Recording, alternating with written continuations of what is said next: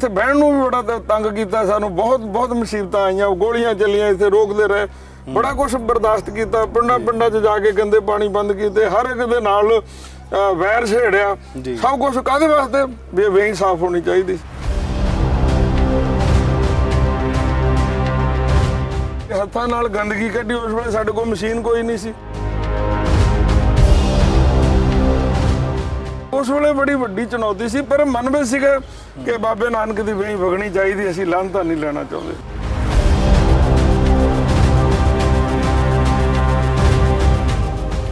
Court ਦੇ ਹੁਕਮ ਲਾਗੂ ਹੋ ਕੇ 1974 ਦਾ ਐਕਟ ਲਾਗੂ ਹੋ ਜਾਵੇ ਤੇ ਜੋ ਬਾਹਰਲੇ ਮੁਲਕਾਂ ਦੇ ਨਾਲੋਂ ਵੀ ਸਾਡਾ ਮੁਲਕ ਕਿਤੇ ਵਧੀਆ ਬਣ ਸਕਦਾ।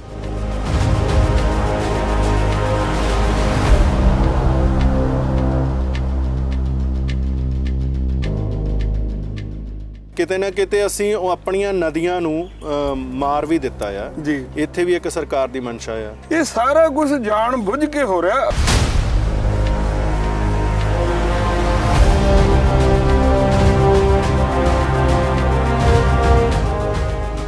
ਕੋਰਟ ਨੂੰ ਵੀ ਜਿਹੜਾ ਹੈਗਾ ਵਾ ਗਲਤ ਇਨਫੋਰਮੇਸ਼ਨ ਦਿੱਤੀ ਜਾਂਦੀ ਹੈ। ਸਾਡੇ ਰਾਜਨੀਤਿਕ ਲੋਕਾਂ ਦੀ ਖੱਲ ਬਚਾਉਣ ਵਾਸਤੇ ਉਹ ਝੂਠੀਆਂ ਰਿਪੋਰਟਾਂ ਜਿਹੜੀਆਂ ਕੋਰਟ ਵਿੱਚ ਪੇਸ਼ ਕਰਦਾ। ਪਰ ਜਿਹੜਾ ਪਾਣੀ ਕੱਲ ਵੀ ਪੈ ਰਿਹਾ ਸੀ, ਅੱਜ ਵੀ ਪੈ ਰਿਹਾ, ਉਹ ਤਾਂ ਰੈਗੂਲਰ ਅਪਰਾਧ ਹੋ ਰਿਹਾ। ਜਿੰਨਾ ਚਿਰ ਨਹੀਂ ਰੁਕਦਾ ਇੱਕ ਨਵਾਂ ਕੇਸ ਹੋ ਸਕਦਾ, ਪਰ ਅਫਸੋਸ ਉਹ ਕਰੇ ਕੌਣ? ਪੋਲਿਊਸ਼ਨ ਕੰਟਰੋਲ ਬੋਰਡ ਦੇ ਅੰਦਰ ਸਾਡੀ ਰਿਕਾਰਡ ਆ ਸਾਰਾ ਕੁਝ, ਪਰ ਅਫਸੋਸ ਆ ਕਿ ਹਜੇ ਤੱਕ ਉਹਦਾ ਹੱਲ ਨਹੀਂ ਹੋਇਆ।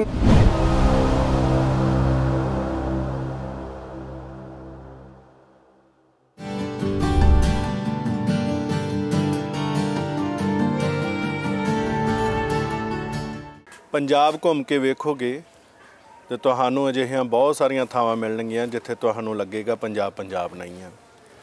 ਜਿਵੇਂ ਕਿ ਮੈਂ ਅਕਸਰ ਦੱਸ ਰਿਹਾ ਕਿ ਪੰਜਾਬ ਦੇ ਵਿੱਚ ਲੋਕ ਭੁੱਲ ਗਏ ਨੇ ਕਿ ਪੰਜਾਬ ਹੋਣ ਦਾ ਮਤਲਬ ਕੀ ਆ।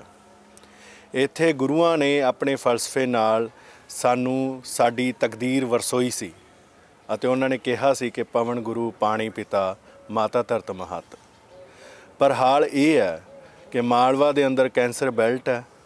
ਹਾਲ ਇਹ ਹੈ ਕਿ ਲਗਾਤਾਰ ਪਾਣੀ ਪ੍ਰਦੂਸ਼ਿਤ ਹੋ ਰਹੇ ਨੇ, ਆਬੋ ਹਵਾ ਪ੍ਰਦੂਸ਼ਿਤ ਹੋ ਰਹੀ ਹੈ ਅਤੇ ਸਰਕਾਰਾਂ ਦੇ ਮੈਨੀਫੈਸਟੋ ਦੇ ਅੰਦਰ ਇਸ ਗੱਲ ਦਾ ਜ਼ਿਕਰ ਤੱਕ ਨਹੀਂ ਹੈ। ਜਦੋਂ ਸਰਕਾਰਾਂ ਕੋਲ ਇਹ ਸਵਾਲ ਪੁੱਛਿਆ ਜਾਂਦਾ ਤੇ ਸਰਕਾਰਾਂ ਕਹਿੰਦੀਆਂ ਨੇ ਕਿ ਇਸ ਦਾ ਕੋਈ ਹੱਲ ਨਹੀਂ ਹੈ। ਬਹੁਤ ਸਾਰੇ ਲੋਕ ਕਹਿੰਦੇ ਹੋ ਹੀ ਨਹੀਂ ਸਕਦਾ।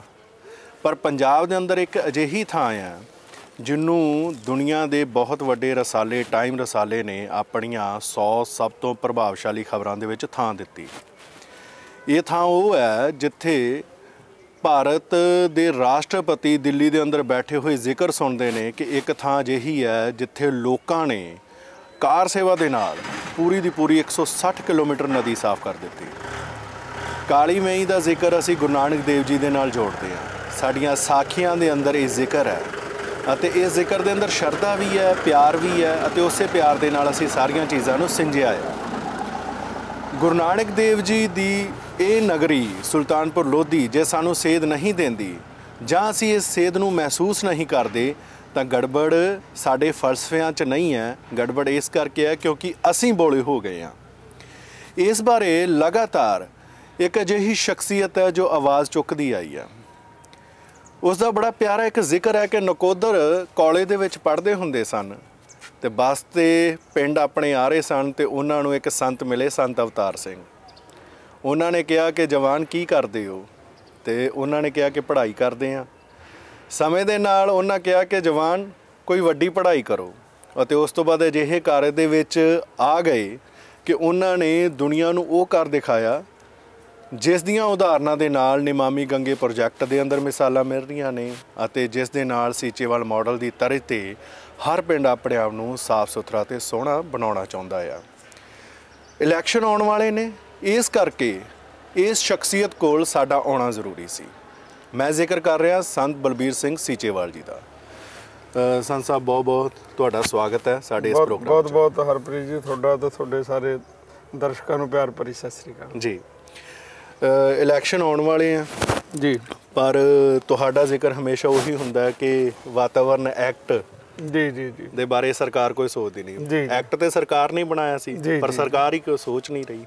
ਇਹ ਆ ਨਾ ਕਿ 1974 ਵਿੱਚ ਐਕਟ ਬਣ ਗਿਆ ਸੀ, ਜਿਹੜਾ ਐਕਟ ਸਾਰੇ ਤਰ੍ਹਾਂ ਦੇ ਪੋਲਿਊਸ਼ਨ ਨੂੰ ਰੋਕਣ ਦੇ ਸਮਰੱਥਾ, ਕਿਉਂਕਿ ਜਿਹੜੇ ਐਕਟ ਬਣਿਆ ਇਹ ਇੰਟਰਨੈਸ਼ਨਲ ਜਿਹੜਾ, ਕਿਉਂਕਿ এনवायरमेंट ਕੁਛ ਇੱਕ ਖੇਤਰ ਦਾ, ਇੱਕ ਇਲਾਕੇ ਦਾ, ਇੱਕ ਮੁਲਕ ਦਾ ਮੁੱਦਾ ਨਹੀਂ, ਇਹ ਇੰਟਰਨੈਸ਼ਨਲ ਮੁੱਦਾ ਜੀ। ਤੇ ਇਸ ਲਈ ਜਿਹੜਾ ਹੈਗਾ ਉਸ ਵੇਲੇ ਸਾਰੇ ਮੁਲਕਾਂ 'ਚ 1900 ਜਿਹੜਾ ਸੀਗਾ ਵੱਖਰੇ ਵੱਖਰੇ ਐਕਟ ਬਣੇ ਤੇ ਇਹ ਐਕਟ ਇੰਟਰਨੈਸ਼ਨਲ ਰੂਲਾਂ ਨੂੰ ਫਾਲੋ ਕਰ ਰਿਹਾ।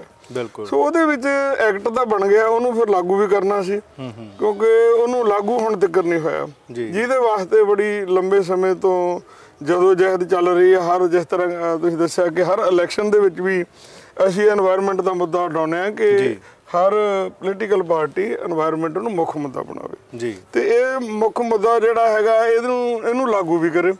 ਸੋ ਕਈ ਵਾਰ ਥੋੜਾ ਬਹੁਤਾ ਆਪਣੇ ਚੋਣ ਮੈਨੀਫੈਸਟੋ 'ਚ ਪਾ ਦਿੰਦੀਆਂ ਪਾਰਟੀਆਂ ਤੇ ਪਰ ਲਾਗੂ ਨਹੀਂ ਕਰਦੀਆਂ। ਪਰ ਇੱਕ ਜਿਹੜੀ ਤੁਹਾਨੂੰ ਗੱਲ ਅਸੀਂ ਦੱਸਣਾ ਚਾਹੁੰਦੇ ਉਹ ਇਹ ਹੈ ਕਿ ਪਿਛਲੇ 2018 ਤੋਂ ਲੈ ਕੇ ਨੈਸ਼ਨਲ ਗ੍ਰੀਨ ਟ੍ਰਿਬਿਊਨਲ ਇਹ ਪੰਜਾਬ ਦੇ ਜਿਹੜੇ ਹੈਗੇ ਦਰਿਆ ਸਤਲੁਜ, ਬਿਆਸ, ਚਿੱਟੀ ਬਈ, ਕਾਲੀ ਬਈ, ਇਹਨੂੰ ਸਾਰੇ ਨੂੰ ਘੱਗਰੇ ਨੂੰ ਵਾਚ ਰਿਹਾ ਜੀ। 4 ਸਾਲ ਉਹਨਾਂ ਨੇ ਦੇਖਿਆ ਤੇ ਇਹਦੇ ਤੇ ਕੋਈ ਫਰਕ ਨਹੀਂ ਪਿਆ। ਫਿਰ ਨਿਗਰਾਨ ਕਮੇਟੀ ਬਣਾਈ ਜਿਹਦੇ ਅਸੀਂ ਮੈਂਬਰ ਆ। ਪਹਿਲਾਂ ਨਿਗਰਾਨ ਕਮੇਟੀ ਬਣਾਈ ਉਹ ਸਾਰੀ ਜਿਹੜੀ ਸੀਗੀ ਜਿਹਦੇ ਵਿੱਚ ਅਸੀਂ ਬਾਹਰੋਂ ਸੀਗੇ, ਬਾਕੀ ਸਾਰੇ ਮਹਿਕਮਿਆਂ ਦੇ ਬੰਦੇ ਸੀ ਜੀ। ਫਿਰ ਜਦੋਂ ਦੇਖਿਆ ਕਿ ਉਹ ਨਿਗਰਾਨ ਕਮੇਟੀ ਦੇ ਮੈਂਬਰ ਹੀ ਸਾਰੇ ਰਲ ਗਏ, ਫਿਰ ਜਦੋਂ ਉਹਨਾਂ ਦੀ ਤਰੀਕ ਸੀ ਤੇ ਅਸੀਂ ਉੱਥੇ ਨੈਸ਼ਨਲ ਗ੍ਰੀਨ ਟ੍ਰਿਬਿਊਨਲ ਵਿੱਚ ਗਏ ਜੀ, ਤੇ ਉੱਥੇ ਜਾ ਕੇ ਬੈਠ ਕੇ ਤੇ ਜਦੋਂ ਵਾਰੀ ਆਈ ਸਾਡੇ ਕੇਸ ਦੀ, ਇਹ ਜਿਹੜਾ ਚੱਲ ਰਿਹਾ, ਤੇ ਉਸ ਵੇਲੇ ਗੋਇਲ ਸਾਹਿਬ ਜਿਹੜੇ ਜਸਟਿਸ ਆ, 4 ਜੱਜਾਂ ਦਾ ਉੱਥੇ ਪੈਨਲ ਬੈਠਦਾ ਜੀ, ਕਹਿੰਦੇ ਬਾਬਾ ਜੀ ਤੁਸੀਂ ਦੱਸੋ ਕਿਵੇਂ ਆਏ, ਤੁਸੀਂ ਕੇਸ ਨੂੰ ਸੁਣਨ ਆਏ ਜਾਂ ਤੁਸੀਂ ਇਹਦੇ ਬਾਰੇ ਕੁਝ ਕਹਿਣਾ ਚਾਹੁੰਦੇ ਹੋ? ਕਿ ਅਸੀਂ ਤਾਂ ਕਹਿਣ ਵਾਸਤੇ ਆਏ ਹਾਂ। ਬਿਲਕੁਲ। ਉਹਨਾਂ ਨੂੰ ਦੱਸਿਆ ਕਿ ਜਿਹੜੇ ਮਹਿਕਮੇ ਆ, ਲੋਕਲ ਬਾਡੀ ਨੇ ਜਿਹੜਾ ਹੈਗਾ ਗੰਦਗੀ ਪਾਈ ਹੈ ਨਦੀਆਂ ਦਰਿਆਵਾਂ 'ਚ, ਸੋਲਿਡ ਵੇਸਟ ਖੁੱਲੀ ਸਿੱਟੀ ਹੈ ਜੀ, ਤੇ ਜਿਹੜੇ ਪੋਲਿਊਸ਼ਨ ਕੰਟਰੋਲ ਬੋਰਡ ਆ ਉਹਨੇ ਰੋਕਣਾ ਸੀ ਜੀ। ਦੋਨੋਂ ਹੀ ਗੁਨਾਹਗਾਰ ਆ। ਤੁਸੀਂ ਦੱਸੋ ਕਿ ਕਿਹੜਾ ਮਹਿਕਮਾ ਆਪਣੇ ਮਹਿਕਮੇ ਦੇ ਉੱਤੇ ਐਕਸ਼ਨ ਲੈ ਲੂ, ਤੁਹਾਨੂੰ ਸਹੀ ਰਿਪੋਰਟ ਦੇ ਦੂਗਾ ਤੇ ਵੀ ਸਾਨੂੰ ਆ ਜਿਹੜਾ ਹੁਣ ਦੇ ਦਿਓ ਸਜ਼ਾ ਜੀ। ਸੋ ਅਸੀਂ ਉਹਨਾਂ ਨੂੰ ਕਹਿੰਦੇ ਬਾਬਾ ਜੀ, ਉਹਨਾਂ ਨੇ ਕਹਿੰਦੇ ਪਹਿਲਾਂ ਖੜੇ ਸੀ, ਕਹਿੰਦੇ ਬੈਠ ਕੇ ਖੁੱਲ੍ਹ ਕੇ ਦੱਸੋ। ਫਿਰ ਉਹਨਾਂ ਨੂੰ ਦੱਸਿਆ ਕਿ 1985 ਤੱਕ ਜਿਹੜੀ ਸਾਇਨਡ ਆ ਉਹ ਇਲੈਕਟ੍ਰੋਪਲੇਟਿੰਗ ਇੰਡਸਟਰੀ 'ਚ ਯੂਜ਼ ਹੋਈ ਹੈ। 85 ਤੱਕ ਵੈਲਿਡ ਸੀ, ਸਾਰੇ ਵਰਤਦੇ ਸੀਗੇ ਜੀ, ਟਰੱਕਾਂ ਦੇ ਹਿਸਾਬ ਦੇ ਨਾਲ ਉਹ ਯੂਜ਼ ਹੋਈ ਆ। ਉਹ ਸਾਰੀ ਅਨਟ੍ਰੀਟਡ ਕਾਲਾ ਸਿੰਘਾਂ ਡਰੇਨ ਤੇ ਚਿੱਟੀ ਬੇਂਚ, ਕਿਉਂਕਿ ਜਲੰਧਰ ਤੇ ਲੁਧਿਆਣੇ ਦੋਨੋਂ ਇਲੈਕਟ੍ਰੋਪਲੇਟਿੰਗ ਦੀ ਇੰਡਸਟਰੀ ਹੈ ਜੀ। ਸੋ ਹਜੇ ਤੱਕ ਵੀ ਸਾਰਾ ਪਾਣੀ ਟ੍ਰੀਟ ਨਹੀਂ ਹੋ ਰਿਹਾ। ਤੇ ਉਸ ਵੇਲੇ ਕੌਣ ਟ੍ਰੀਟ ਕਰਦਾ ਸੀ? ਕੋਈ ਨਹੀਂ ਟ੍ਰੀਟ ਕਰਦਾ। ਉਸ ਪਾਣੀ ਨੇ, ਗੰਦੇ ਨੇ, ਜਿਹੜੇ ਹੈ ਜ਼ਹਿਰੀਲੇ ਪਾਣੀ ਨੇ, ਪਹਿਲਾਂ ਜਲਚਰ ਜੀਵ ਖਤਮ ਕੀਤੇ ਜੀ, ਫਿਰ ਜਾ ਕੇ ਮਾਲਵਾ ਤੇ ਰਾਜਸਥਾਨ ਦੇ ਲੋਕਾਂ ਨੂੰ ਜਿਹੜਾ ਸੀਗਾ ਉਹਨਾਂ ਨੇ ਕੈਂਸਰ ਤੇ ਬੈਲਟ ਜਿਹੜਾ ਉਹ ਬਣ ਗਿਆ, ਜਿਹਦੇ ਨਾਲ ਕੈਂਸਰ ਟ੍ਰੇਨਾਂ, ਕੈਂਸਰ ਬੈਲਟਾਂ ਬਣੀਆਂ। ਤੇ ਇਹ ਸਾਰੇ ਦੇ ਸਾਰੇ ਰਾਜਸਥਾਨ ਦੇ ਲੋਕ ਇਹ ਪਾਣੀ ਨੂੰ ਪੀਂਦੇ ਆ। ਹਰੀਕੇ ਤੋਂ 2 ਨਹਿਰਾਂ ਨਿਕਲਦੀਆਂ ਜੀ, ਕੁਝ ਪੰਜਾਬ 'ਚ ਪਾਣੀ ਰਹਿੰਦਾ, ਬਾਕੀ ਰਾਜਸਥਾਨ 'ਚ ਜਾਂਦਾ। ਰਾਜਸਥਾਨ ਵਿੱਚ ਵੀ ਇਦਾਂ ਹੀ ਹੋਇਆ। ਉੱਥੇ ਜੈਨ ਧਰਮ ਵਾਲਿਆਂ ਵੱਲੋਂ ਇੱਕ ਕੈਂਸਰ ਦਾ ਹਸਪੀਟਲ ਖੋਲ੍ਹਿਆ ਗਿਆ। ਲੋਕਾਂ ਦੀ ਇਹ ਹਾਲਤ ਦੇਖ ਕੇ ਵੀ ਇੱਥੇ ਤੇ ਲੋਕ ਮਰੀ ਜਾਂਦੇ ਆ।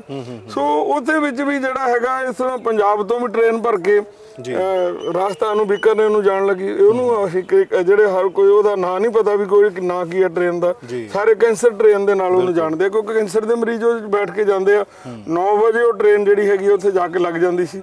ਸੋ ਅਸੀਂ 2009 ਦੇ ਵਿੱਚ ਵੀ ਕਾਲਾ ਸਿੰਘਾਂ ਟ੍ਰੇਨ, ਬੁੱਢਾ ਨਾਲਾ ਤੇ ਇਹ ਤੋਂ ਹੋ ਕੇ ਹਰੀਕੇ ਤੋਂ ਹੋ ਕੇ ਮੁਕਤਸਰ ਵਗੈਰਾ ਸਾਰੇ ਜਿੱਥੇ ਜਿੱਥੇ ਪਾਣੀ ਪੀਂਦੇ ਆ, ਅਸੀਂ ਉਹ ਕੈਂਸਰ ਹਸਪੀਟਲ ਬੀਕਾਨੇਰ ਤੱਕ ਵੀ ਗਏ ਸੀ। ਸੋ ਬੜੀ ਬੁਰੀ ਹਾਲਤ ਆ, ਕਿਉਂਕਿ ਉਹਨਾਂ ਦੇ ਕੋਲ ਹੋਰ ਕੋਈ ਜਿਹੜਾ ਹੈਗਾ ਸਾਧਨ ਨਹੀਂ ਵੀ ਜਿੱਥੋਂ ਪਾਣੀ ਦੀ ਵਰਤੋਂ ਕਰ ਲੈਣਾ। ਧਰਤੀ ਹੇਠਲਾ ਪਾਣੀ ਹੈ ਨਹੀਂ, ਉਹ ਮਜਬੂਰੀ ਬਸ ਲੁਧਿਆਣੇ ਤੇ ਜਲੰਧਰ ਦੀ ਇੰਡਸਟਰੀਅਲ ਤੇ ਜਿਹੜੀ ਸੀਵਰੇਜ ਵੇਸਟੇਜ ਆ ਉਹ ਪੀਣ ਲਈ ਮਜਬੂਰ ਆ। ਬੜਾ ਅਸੀਂ ਬਹੁਤ ਵਾਰੀ ਇਹ ਮੁੱਦੇ ਨੂੰ ਪੋਲਿਊਸ਼ਨ ਕੰਟਰੋਲ ਬੋਰਡ ਦੇ ਅੰਦਰ ਸਾਡੀ ਰਿਕਾਰਡ ਆ ਸਾਰਾ ਕੁਝ, ਪਰ ਅਫਸੋਸ ਆ ਕਿ ਹਜੇ ਤੱਕ ਉਹਦਾ ਹੱਲ ਨਹੀਂ ਹੋਇਆ। ਨਿਗਰਾਨ ਕਮੇਟੀ ਉਹਦੀ ਨਿਗਰਾਨੀ ਕਰ ਰਹੀ ਹੈ, ਜਿਹਦੇ ਵਿੱਚ ਕੋਰਟ ਨੇ ਜਦੋਂ ਪਹਿਲੀ ਰਿਪੋਰਟ ਦਿੱਤੀ ਸੀਗੀ, ਦੂਸਰੀ ਰਿਪੋਰਟ, ਉਸ ਵੇਲੇ 50 ਕਰੋੜ ਰੁਪਈਆ ਪੰਜਾਬ ਸਰਕਾਰ ਨੂੰ ਜੁਰਮਾਨਾ ਕੀਤਾ ਸੀ। ਫਿਰ ਉਹਨਾਂ ਨੇ ਉਹ ਜਿਹੜਾ ਹੈਗਾ ਆਪਣਾ ਰਵੱਈਆ ਬਦਲ ਲਿਆ। ਹੁਣ 8 ਤਰੀਕ ਨੂੰ ਫਿਰ ਨੈਸ਼ਨਲ ਗ੍ਰੀਨ ਟ੍ਰਿਬਿਊਨਲ ਨੂੰ ਇਸੇ ਹੀ ਕੇਸ ਦੀ ਸੁਣਵਾਈ ਹੈ, ਜਿਹੜੀ ਹੁਣ এনवायरमेंट ਡਿਸਟ੍ਰਿਕਟ ਪਲਾਨ ਬਣ ਗਿਆ। ਉਹ ਜਿਹੜੇ ਹਰ ਡਿਸਟ੍ਰਿਕਟ ਨੇ ਜਮ੍ਹਾਂ ਕਰਵਾ ਦਿੱਤੇ ਆ। ਹੁਣ ਉਹਦੇ ਉੱਤੇ ਕੀ ਹੈਗਾ ਕੀ ਨਹੀਂ, ਤੇ ਉਹਦੇ ਉੱਤੇ ਜਿਹੜੀ ਹੈਗੀ ਆ ਕੋਰਟ ਸੁਣਵਾਈ ਕਰੂਗੀ ਤੇ ਉਸ ਤੋਂ ਬਾਅਦ ਜਦੋਂ ਕੋਰਟ ਕੋਈ ਫੈਸਲਾ ਲੈ ਲੈਂਦੀ ਹੈ ਤੇ ਜੇਕਰ ਇਹ ਨਹੀਂ ਜੋ ਕੁਝ ਵੀ ਉਹਨਾਂ ਨੇ ਕੋਰਟ ਨੂੰ ਲਿਖ ਕੇ ਦਿੱਤਾ ਵੀ ਅਸੀਂ ਆਹ ਕੰਮ ਕਰ ਲਿਆ, ਜਿਹੜੇ ਨਹੀਂ ਹੋਣਗੇ ਉਹਦੇ ਉੱਤੇ ਕੰਟੈਂਪਟ ਆਫ ਕੇਸ ਜਿਹੜਾ ਹੈਗਾ ਉਹਨਾਂ ਦੇ ਉੱਤੇ, ਪ੍ਰਸ਼ਾਸਨ ਦੇ ਉੱਤੇ, ਅਧਿਕਾਰੀ ਦੇ ਉੱਤੇ ਹੋ ਸਕਦਾ। ਹੁਣ ਅੱਗੇ ਸੀਗੇ ਅਸੀਂ ਡਰੇਨਾਂ ਨੂੰ ਬੰਨ੍ਹ ਲਾਉਂਦੇ ਜੀ, ਸਰਕਾਰ ਦੇ ਪ੍ਰਸ਼ਾਸਨ ਨਾਲ ਲੜਦੇ ਸੀ, ਲੋਕਾਂ ਨੂੰ ਇਕੱਠੇ ਕਰਦੇ ਸੀ, ਪਰ ਹੁਣ ਤਾਂ ਇੱਕ ਰਿਟ ਪਾਉਣ ਦੀ ਲੋੜ ਆ, ਲੋਕਾਂ 'ਚ ਜਾਗਰੂਕਤਾ ਪੈਦਾ ਕਰਨ ਦੀ ਲੋੜ ਆ। ਉਹ ਹੁਣ ਕੰਮ ਅਸੀਂ ਆਉਣ ਵਾਲੇ ਸਮੇਂ 'ਚ ਕਰਾਂਗੇ ਭਾਈ, ਜਿੱਥੇ ਵੀ ਤੁਹਾਡੇ, ਕਿਉਂਕਿ ਹੁਣ ਇੱਥੇ ਸੁਲਤਾਨਪੁਰ ਆ ਜਾਂ ਅਸੀਂ ਧਿਆਲ, ਜਿੱਥੇ ਵੀ ਏਰੀਆ 'ਚ ਜਿੱਥੇ ਸਾਨੂੰ ਪਤਾ ਸਾਡਾ ਫਰਜ਼ ਬਣਦਾ ਕਿ ਅਸੀਂ ਨਹੀਂ ਉੱਥੇ 1974 ਦਾ ਐਕਟ ਲਾਗੂ ਹੋਇਆ ਤੇ ਅਸੀਂ ਕੰਪਲੇਂਟ ਕਰੀਏ। ਗੱਲ ਇਸ ਹੈ ਕਿ ਲੋਕ ਚਾਹੁੰਦੇ ਵੀ ਸਰਕਾਰ ਕਰੇ ਜੀ, ਤੇ ਲੋਕ ਜੇਕਰ ਨਹੀਂ ਕਰ ਰਹੀ ਤੇ ਸਾਨੂੰ ਕੰਪਲੇਂਟ ਕਰਨੀ ਚਾਹੀਦੀ ਹੈ ਵੀ ਸਾਡੇ ਹਾਲਾਤ ਇੱਥੇ ਕੂੜੇ ਦਾ ਢੇਰ ਲੱਗਾ ਹੋਇਆ, ਕੋਈ ਇਸ ਤਰ੍ਹਾਂ ਕੂੜੇ ਦੇ ਢੇਰ ਨਹੀਂ ਲਾ ਸਕਦੇ ਕਿਸੇ ਵੀ ਮੁਹੱਲੇ ਦੇ ਵਿੱਚ, ਉਹਦਾ ਪੂਰਾ ਬਣਿਆ ਹੋਇਆ ਜਿਹੜਾ ਸੋਲਿਡ ਵੇਸਟ ਆ ਉਹਨੂੰ ਕਿੱਦਾਂ ਡੰਪ ਕਰਨਾ, ਉਹਦੇ ਦੁਆਲੇ ਚਾਰ ਦੀਵਾਰੀ ਗ੍ਰੀਨ ਬੈਲਟ ਬਣਾਉਣੀ, ਜਾਂ ਉਹ ਜਿਹੜੀ ਚੀਜ਼ਾਂ ਜਿੱਦਾਂ ਹੁਣ ਗਾਂ ਨਵਾਂ ਹੋਏਗਾ ਵੀ ਹਰ ਚੀਜ਼ ਨੂੰ ਸੈਗਰੀਗੇਸ਼ਨ ਕਰਨਾ, ਵੱਖਰਾ ਵੱਖਰਾ ਕੱਢ ਕੇ ਉਹਦੀ ਖਾਦ ਬਣਾਉਣੀ, ਖਾਦ ਬਣਾ ਕੇ ਉਹ ਖੇਤੀ ਨੂੰ ਜਾਵੇ। ਸੋ ਇਹਦਾ ਸਿਸਟਮ ਜਿਹੜਾ ਹੈਗਾ ਉਹ ਸਾਰੇ ਦਾ ਸਾਰਾ ਦੇ ਦਿੱਤਾ ਜੀ, ਜੋ ਹਦਾਇਤਾਂ ਕੋਰਟ ਦੀਆਂ, ਜੋ ਸੈਂਟਰ ਪੋਲਿਊਸ਼ਨ ਕੰਟਰੋਲ ਬੋਰਡ ਦੇ ਨਿਯਮ ਬਣਾਏ ਆ, ਉਹਦੇ ਨਾਲ ਹੁਣ ਸਾਡਾ ਫਰਜ਼ ਬਣਦਾ ਕਿ ਜਿੱਥੇ ਨਹੀਂ ਹੋ ਰਿਹਾ ਅਸੀਂ ਮੂਕ ਦਰਸ਼ਕ ਬਣ ਕੇ ਨਾ ਦੇਖੀਏ। ਜੇ ਅਸੀਂ ਜਾਗਾਂਗੇ ਤੇ ਇਹ ਸਾਰਾ ਕੁਝ, ਕਹਿੰਦੇ ਜਦੋਂ ਜਾਗੋ ਉਦੋਂ ਸਵੇਰਾ, ਇਹ ਸਾਰਾ ਕੁਝ ਹੁਣ ਹੋ ਸਕਦਾ। ਕੋਰਟ ਦੇ ਵਿੱਚੋਂ ਇਹ ਕੇਸ ਜਿਹੜੇ ਹੈਗੇ ਆ ਸਰਕਾਰਾਂ ਹਾਰ ਚੁੱਕੀਆਂ, ਕੋਰਟ ਦੇ ਵਿੱਚ ਖੜੀ ਹੈ ਸਰਕਾਰ। ਹੁਣ ਪੰਜਾਬ ਦੇ ਜਿਹੜੇ ਚੀਫ ਸੈਕਟਰੀ ਆ ਉਹਨੂੰ ਜਿਹੜਾ ਹੈ ਕੋਰਟ ਜਿਹੜੀ ਹੈਗੀ ਆ ਉਹਨੂੰ ਇਨਵੋਲਵ ਕੀਤਾ। ਅੱਗੇ ਸੀਗਾ ਛੋਟੇ ਲੈਵਲ ਦੇ ਅਫਸਰ ਜਾਂਦੇ ਸੀ, ਤਰੀਕ ਹੋ ਜਾਂਦੀ ਸੀ, ਹੁਣ ਉਹ ਜਵਾਬਦੇਹੀ ਜਿਹੜੀ ਹੈਗੀ ਆ ਚੀਫ ਸੈਕਟਰੀ ਦੀ ਬਣੀ ਹੋਈ ਆ। ਤੇ ਆਉਣ ਵਾਲੇ ਜਦੋਂ ਚੀਫ ਸੈਕਟਰੀ ਦੀ ਜਵਾਬਦੇਹੀ ਬਣੀ ਆ ਤੇ ਉਹਦੇ ਨਾਲ ਜੇ ਕੋਈ ਘੂਰ ਪੈਂਦੀ ਆ ਤੇ ਉਹ ਸਾਰੀ ਚੀਫ ਸੈਕਟਰੀ ਨੂੰ ਪਊਗੀ, ਉਹ ਥੱਲੇ ਤੱਕ ਜਾਊਗੀ ਜੀ, ਕਿਉਂਕਿ ਉਹ ਕੁਝ ਕਰਨ ਦੇ ਸਮਰੱਥ ਵੀ ਆ। ਉਹ ਸਰਕਾਰਾਂ ਨੂੰ ਵੀ, ਪਾਰਟੀਆਂ ਨੂੰ ਵੀ ਕਹਿ ਸਕਦੇ ਆ ਕਿ ਭਾਈ ਇਹ ਜਿਹੜਾ ਕੋਰਟ ਦਾ ਹੁਕਮ ਆ, ਤੇ ਜੇਕਰ ਇਹ ਕੋਰਟ ਦੇ ਹੁਕਮ ਲਾਗੂ ਹੋ ਕੇ 1974 ਦਾ ਐਕਟ ਲਾਗੂ ਹੋ ਜਾਵੇ ਤੇ ਜੋ ਬਾਹਰਲੇ ਮੁਲਕਾਂ ਦੇ ਨਾਲੋਂ ਵੀ ਸਾਡਾ ਮੁਲਕ ਕਿਤੇ ਵਧੀਆ ਬਣ ਸਕਦਾ। ਲੋੜ ਆ ਕਿ ਅਸੀਂ ਸਾਰੇ ਜਾਗੀਏ, ਸਾਨੂੰ ਜਾਗਣਾ ਪਊਗਾ। ਇਹ ਜਿੱਥੇ ਜਿੱਥੇ ਚਾਹੇ ਨਹਿਰਾਂ 'ਚ ਚਾਹੇ ਡਰੇਨਾਂ 'ਚ ਪਾਣੀ ਪੈ ਰਿਹਾ, ਜਿੱਥੋਂ ਵੀ ਇੱਕ ਡਰੇਨ 'ਚ ਇੱਕ ਥਾਂ ਪਾਣੀ ਪੈ ਰਿਹਾ 5 ਲੱਖ ਰੁਪਈਆ ਮਹੀਨੇ ਦਾ এনवायरमेंट ਕੰਪਨਸੇਸ਼ਨ ਪੈ ਰਿਹਾ ਜੀ। ਜਿੱਥੇ ਨਹੀਂ ਸੋ ਹੋਇਆ ਜਾਂ ਮਹਿਕਮੇ ਨੇ ਨਹੀਂ ਕੀਤਾ ਉੱਥੇ ਨਹੀਂ, ਜਿੱਥੇ ਉਹਨਾਂ ਨੇ ਸੋ ਕੀਤਾ ਇੱਥੇ ਗੰਦਾ ਪੈ ਰਿਹਾ, ਉੱਥੇ 5 ਲੱਖ ਰੁਪਈਆ ਮਹੀਨੇ ਦਾ ਪੈਣਾ ਸ਼ੁਰੂ ਹੋ ਜਾਣਾ। ਕਿਉਂਕਿ ਜੋ ਸੱਚਾਈ ਇਹ ਹੈ ਕਿ ਜਦੋਂ ਆਪਾਂ ਚਿੱਟੀ ਵੇਈ ਦੇ ਕੰਢੇ ਜਿੰਨੇ ਵੀ ਪਿੰਡ ਮੈਂ ਘੁੰਮ ਕੇ ਆਇਆ ਜੀ, ਉਹਨਾਂ ਪਿੰਡਾਂ ਦੀ ਸਾਰਿਆਂ ਦੀ ਇੱਕ ਕਾਮਨ ਸਟੋਰੀ ਇਹ ਹੈ ਜੀ ਕਿ ਜਦੋਂ 65 ਦੀ ਜੰਗ ਹੋਈ ਤੇ ਫਿਰੋਜ਼ਪੁਰ ਤੋਂ ਸਾਰੇ ਬੰਦੇ ਉੱਠ ਕੇ ਇੱਧਰ ਆਏ ਜੀ, ਤੇ ਉਹ ਕਹਿੰਦੇ ਕਿ ਅਸੀਂ ਇਸ ਤਰ੍ਹਾਂ ਲੋਕੇਸ਼ਨ ਚੁਣੀ ਸੀ ਕਿ ਇੱਥੇ ਬਹੁਤ ਸਾਫ਼ ਚਿੱਟੀ ਵੇਈ ਵਹਿੰਦੀ ਸੀ, ਉਹਦਾ ਪਾਣੀ ਅਸੀਂ ਪੀਂਦੇ ਸੀ, ਉਹਦੇ ਕੰਢੇ ਦੇ ਉੱਤੇ ਅਸੀਂ ਪਿੰਡ ਵਸਾਇਆ ਸੀ ਜੀ। ਹੁਣ ਸਾਰਿਆਂ ਦਾ ਜਿਹੜਾ ਕਾਮਨ ਵਰਸ਼ਨ ਉਹ ਇਹ ਹੈ ਕਿ ਇੱਕ ਤਾਂ ਮੁਸ਼ਕ ਬਹੁਤ ਜ਼ਿਆਦਾ ਆ ਜੀ, ਪਾਣੀ ਦੇ ਜਿੰਨੇ ਵੀ ਜ਼ਹਿਰੀਲੇ ਤੱਤ ਪਾਣੀ ਦੇ ਵਿੱਚ ਰਲੇ ਹੋਏ ਨੇ, ਚਾਹੇ ਉਹ ਜਮਸ਼ੇਦ ਡਰੇਨ ਤੋਂ ਨੇ, ਚਾਹੇ ਉਹ ਫਗਵਾੜਾ ਇਲੈਕਟ੍ਰੋਪਲੇਟਿੰਗ ਇੰਡਸਟਰੀ ਦੀ ਗੱਲ ਹੈ, ਚਾਹੇ ਉਹ ਜਲੰਧਰ ਦਾ ਲੈਦਰ ਕੰਪਲੈਕਸ ਹੈ, ਉਹਦਾ ਅਸਰ ਦੇ ਵਿੱਚ ਚਮੜੇ ਦੇ ਰੋਗ ਨੇ, ਕੈਂਸਰ ਹੈ, ਕਾਲਾ ਪੀਲੀਆ ਹੈ, ਮੁਸ਼ਕ ਹੈ, ਤੇ ਇੰਨਾ ਬੁਰਾ ਹਾਲ ਹੈ ਕਿ ਉਹਨਾਂ ਨੂੰ ਆਪਣੇ ਪੀਣ ਲਈ ਸਾਫ਼ ਪਾਣੀ ਦੇ ਲਈ ਵੀ ਉਹਨਾਂ ਨੂੰ ਬਹੁਤ ਡੂੰਘੇ ਬੋਰ ਪੁੱਟਣੇ ਪੈ ਰਹੇ ਨੇ।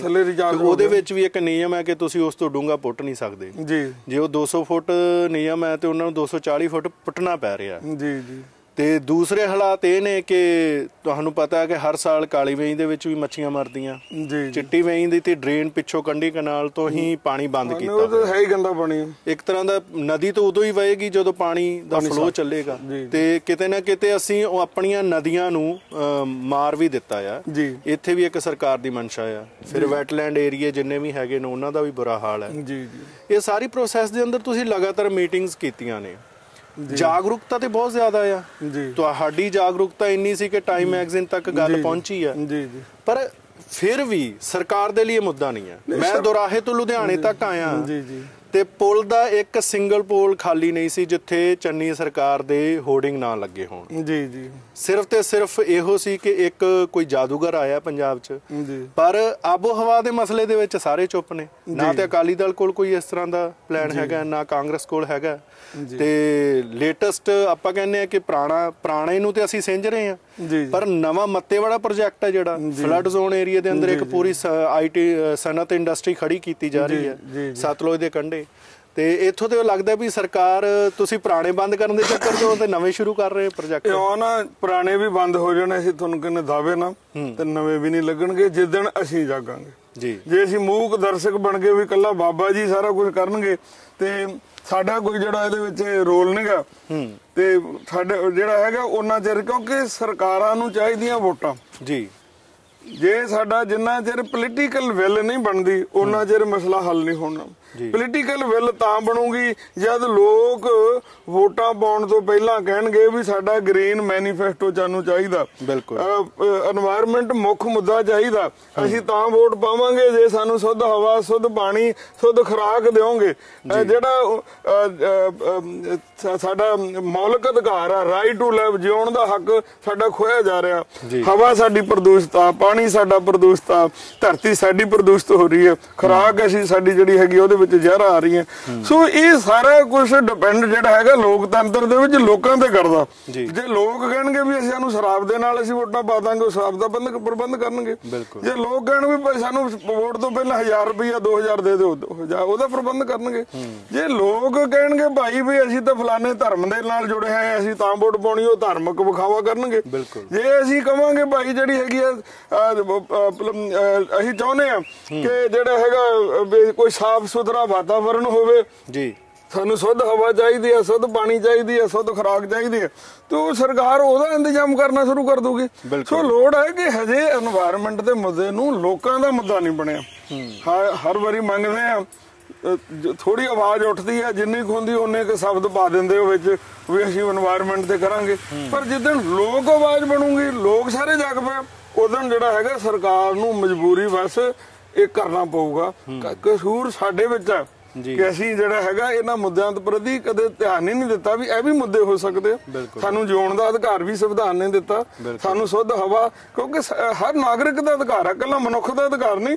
ਪਸ਼ੂ ਪੰਛੀਆਂ ਨੂੰ ਵੀ ਜਿਉਣ ਦਾ ਹੱਕ ਸੰਵਿਧਾਨ ਦਿੰਦਾ, ਪਰ ਅਸੀਂ ਜਿਹੜਾ ਹੈਗਾ ਪਸ਼ੂ ਵੀ ਮਰ ਰਿਹਾ ਉਹਨਾਂ ਦੀ ਕਿਹਨੇ ਸੁਣਨੀ ਆ, ਪੰਛੀ ਮਰ ਰਿਹਾ ਉਹਨਾਂ ਦੀ ਕਿਸੇ ਨੇ ਸੁਣਨੀ ਆ, ਬੰਦਾ ਮਰ ਰਿਹਾ ਉਹਦੀ ਨਹੀਂ ਸੁਣੀ ਜਾ ਰਹੀ। ਸੋ ਕਾਰਨ ਇਹੀ ਹੈ ਕਿ ਸਾਡੇ ਲੋਕ ਵੀ ਜਿਹੜੇ ਹੈਗੇ ਆ ਉਹਨਾਂ ਪ੍ਰਤੀ ਸੁਚੇਤ ਨਹੀਂ। ਜਦੋਂ ਵੋਟਾਂ ਆਉਂਦੀਆਂ ਫਿਰ ਅਸੀਂ ਧੜਿਆਂ 'ਚ ਵੰਡੇ ਜਾਂਦੇ ਹਾਂ।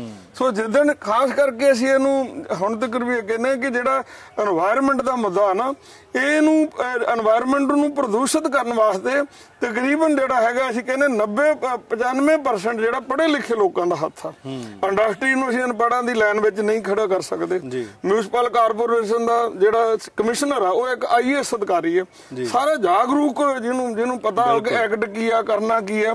ਇਹ ਸਾਰਾ ਕੁਝ ਜਾਣ ਬੁੱਝ ਕੇ ਹੋ ਰਿਹਾ, ਅਵੇਸਲੇ ਨਹੀਂ। ਕਿਉਂਕਿ ਕੋਰਟ ਨੂੰ ਵੀ ਜਿਹੜਾ ਹੈਗਾ ਵਾ ਗਲਤ ਇਨਫੋਰਮੇਸ਼ਨ ਦਿੱਤੀ ਜਾਂਦੀ ਹੈ, ਕਿਉਂਕਿ ਕੋਰਟ ਨੂੰ ਵੀ ਜੋ ਕੁਝ ਮੰਗਣਾ ਵਾ ਤੇ ਪ੍ਰਸ਼ਾਸਨ ਰਾਹੀਂ ਮੰਗਣਾ।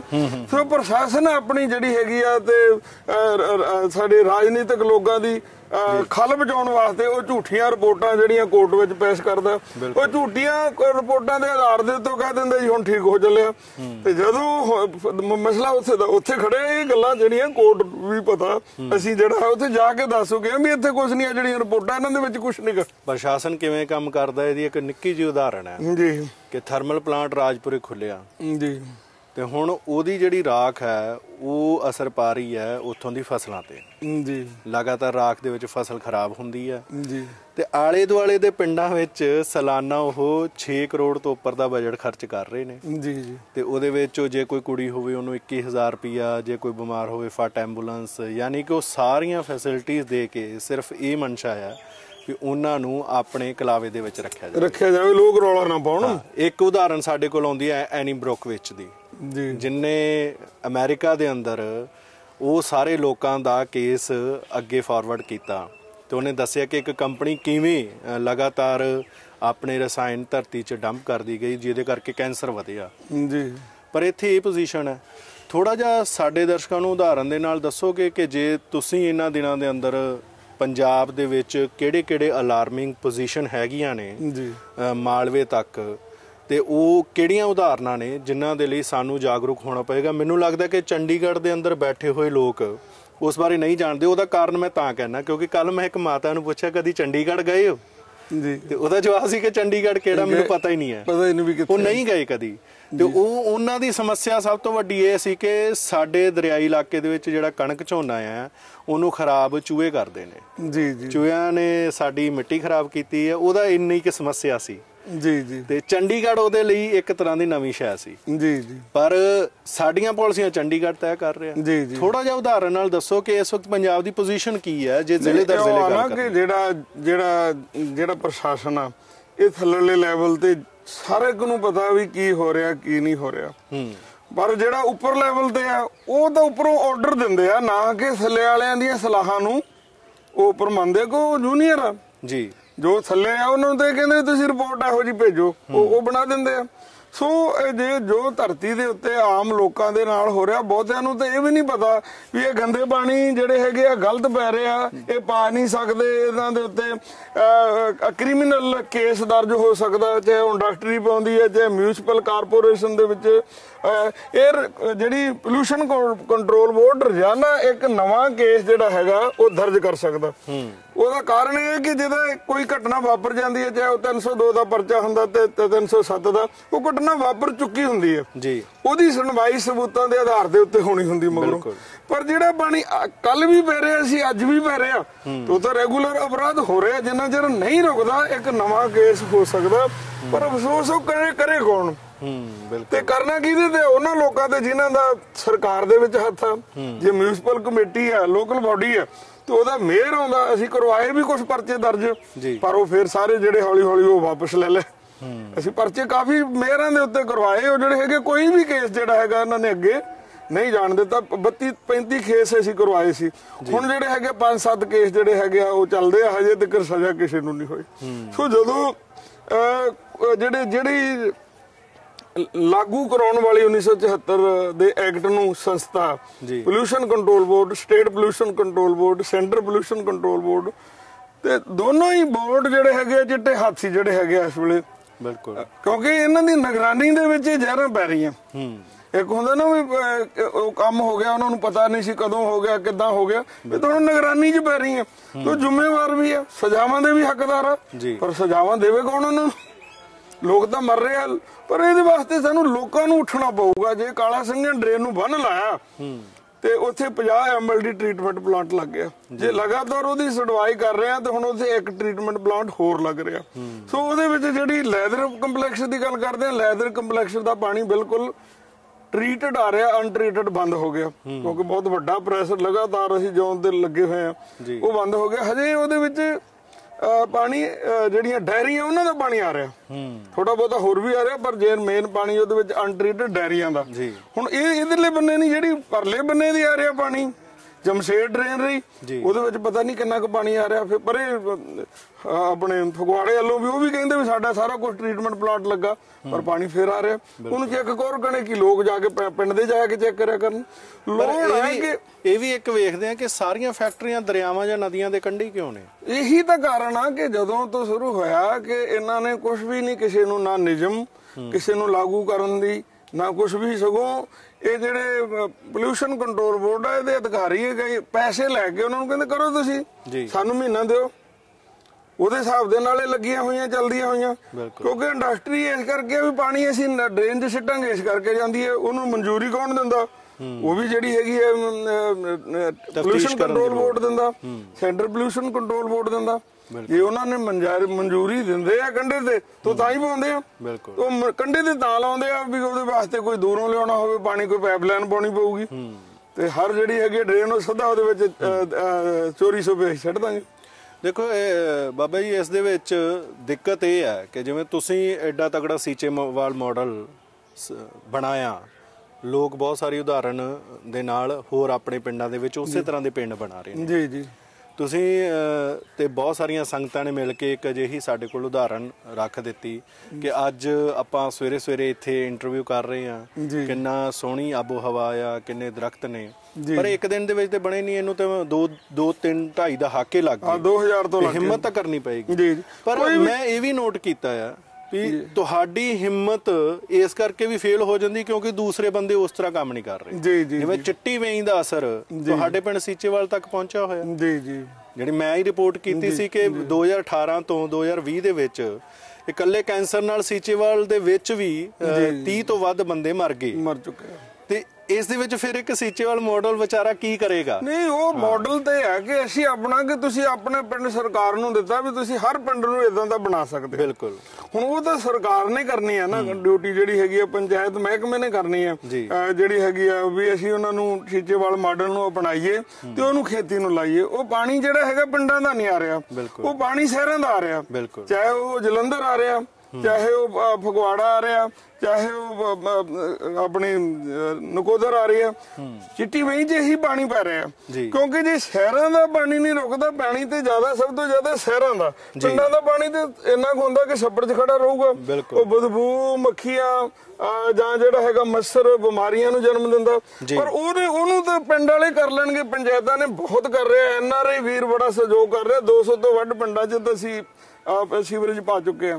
ਪਰ ਜਿਹੜਾ ਹੈਗਾ ਸਰਕਾਰ ਵੀ ਹੁਣ ਕਰ ਰਹੀ ਹੈ ਸੀਚੇਵਾਲ ਮਾਡਲ ਨੂੰ, ਜਿਹਨੂੰ ਆਪਾਂ ਥਾਪਰ ਮਾਡਲ ਕਹਿੰਦੇ, ਉਹ ਸੀਚੇਵਾਲ ਮਾਡਲ ਆ ਕਿਉਂਕਿ ਸਾਡੇ ਕੋਲ ਉਹਨਾਂ ਲਿਖਵਾ ਕੇ ਲੈ ਕੇ ਗਏ ਆ, ਕਹਿੰਦੇ ਬਾਬਾ ਜੀ ਤੁਸੀਂ ਸਾਨੂੰ ਇਜਾਜ਼ਤ ਦੇ ਦਿਓ ਤੇ ਅਸੀਂ ਇਹਨੂੰ ਅਪਣਾ ਲਈਏ।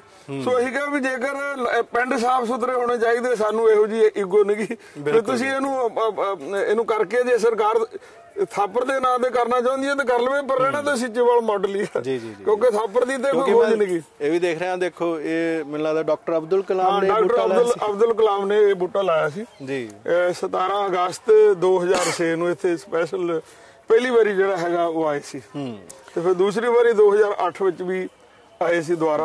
ਉਸ ਵੇਲੇ ਇਸ ਵੇਖਣ ਵਾਸਤੇ ਆਏ ਸੀ ਵੀ ਜਿਹੜਾ ਸੁਲਤਾਨਪੁਰ ਦਾ ਪਾਣੀ ਟ੍ਰੀਟ ਹੋ ਕੇ ਕਿੱਦਾਂ ਖੇਤੀ ਨੂੰ ਲੱਗ ਰਿਹਾ, ਕਹਿੰਦੇ ਅਸੀਂ ਉਹ ਦੇਖਣਾ ਚਾਹੁੰਦੇ। ਪਾਣੀ ਦੇ ਅਲਾਰਮਿੰਗ ਪੋਜੀਸ਼ਨ 'ਚ 138 ਬਲਾਕ ਖਤਰੇ ਦੀ ਘੰਟੀ ਦੇ ਵਿੱਚ ਨੇ ਤੇ ਸੁਲਤਾਨਪੁਰ ਲੋਧੀ ਦੇ ਬਾਰੇ ਤੇ ਇਹ ਵੀ ਰਿਪੋਰਟ ਆ ਰਹੀ ਹੈ ਕਿ ਇਹ ਬਲਾਕ ਦੇ ਅੰਦਰ 2.5 ਮੀਟਰ ਪਾਣੀ ਉੱਪਰ ਆਇਆ।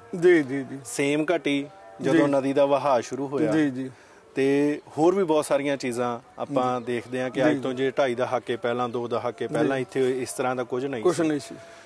ਜਦੋਂ ਲੋਕ ਕਹਿੰਦੇ ਕਿ ਸਾਡੇ ਕੋਲ ਉਦਾਹਰਣ ਨਹੀਂ ਹੈ ਤੇ ਸਾਨੂੰ ਉਦਾਹਰਣ ਬਾਹਰ ਲੈਣ ਦੀ ਲੋੜ ਨਹੀਂ, ਪੰਜਾਬ ਦੇ ਵਿੱਚ ਹੀ ਇੱਕ ਉਦਾਹਰਣ ਹੈ, ਇਹ ਜਿਉਂਦੀ ਜਾਗਦੀ।